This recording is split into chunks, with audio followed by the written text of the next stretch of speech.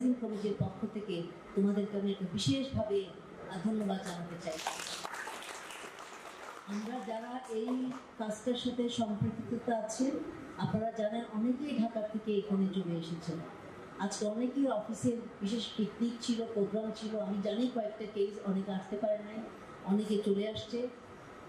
যে অনুভূতি নিয়ে আপনারা এই আই ক্যাম্পে চলে আসেন, আমি বিশ্বাস করতে চাই যে এটা হচ্ছে একটা সবার মানবতার জন্য আপনাদের সবার একটা দায়িত্ব, একটা কাজ করা। এটা খান ফাউন্ডেশন স্পন্সর করছে, ফেসিলিটেট করছে, কিন্তু কাজটা কিন্তু কারা বেনিফিশিয়ারি? আমাদের সুবিধাবঞ্চিত অথবা সুবিধাবঞ্চিত না হলেও আমার গ্রামের মানুষদের উপকারের জন্যই একটা কাজ। স্যার, মানে এটা হচ্ছে মানবতার জন্য কাজ করা। আপনাদের কাছে আমার একটা বিনীত অনুরোধ থাকবে, আমরা সামনের দিনগুলোতেও আরো অনেক প্রোগ্রাম নিয়ে আমরা এগিয়ে যাব।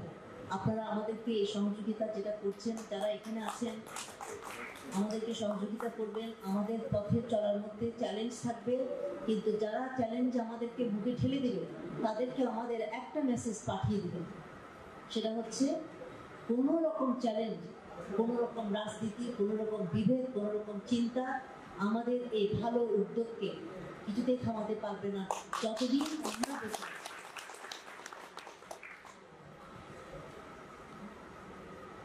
পারভিন মাহমুদ অলরেডি আমি ওনাকে আমার সম্পর্কে ভাবি হয়, উনি কর্পোরেট লেভেলে অনেকের আপা, অনেকের ম্যাডাম। উনি অলরেডি বলেছেন যে আমাদের এবারে যে অপারেশনটা হবে সেটাতে আমাদের কস্টটা অনেক হবে না, ওনারা এটার মেজরিটি বিয়ার করবেন। আমি শুধু দুটো পরামর্শ আপনাদেরকে দিব, এইসব নিয়ে আমরা কথা বলবো। আমাদের এবার এত অধিক সংখ্যক ছোট শিশুদের, আমি শিশুই বলছি, 10 থেকে 12 বছর বা 15 বছর হয়তো পর্যন্ত ওদের বয়স হতে পারে, তারা পেশেন্ট হিসাবে এখানে আসাটা আমাকে নতুন করে ভাবিয়েছে। এটার জন্য আমরা ভবিষ্যতে কি আলাদা করে চাইল্ড স্পেশালিস্ট বা ওই লেভেলের কোনো ডক্টর আনতে পারবো কিনা, আপনারা এটা একটু আমাদেরকে বলবেন। এবং আরেকটা জিনিস আপনার অ্যাটেনশন আমি ড্র করছি, এবার দেখলাম 60% পেশেন্টের মধ্যে হচ্ছে সব মহিলা। এই দুটো জায়গাতে আমরা কি কোনো ম্যালনিউট্রিশন, আমরা কি কোনো বিশেষ কারণে